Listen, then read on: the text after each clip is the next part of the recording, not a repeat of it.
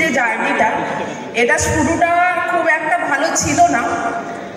যখন ওই মানুষগুলোকে বোঝাতে যেতাম যে তাদের 6 মাসের যে খাবারটা নিশ্চিত হতো না, জল ছিল না বলে, আজকে এই কাজগুলোর মাধ্যমে তাদের পুরো বছরের খাবার নিশ্চিত হয়েছে এবং তাদের পানীয় জলের অভাবটাও কিন্তু মিটে গেছে।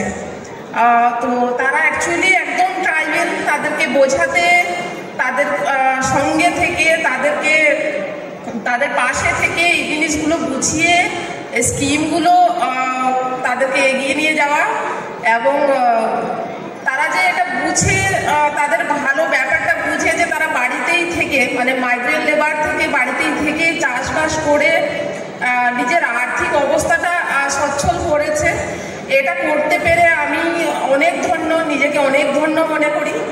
আর আজকের এই সম্মানটার জন্যেও আমি নিজেকে অনেক অনেক ধন্য মনে করি। তো থ্যাংক ইউ।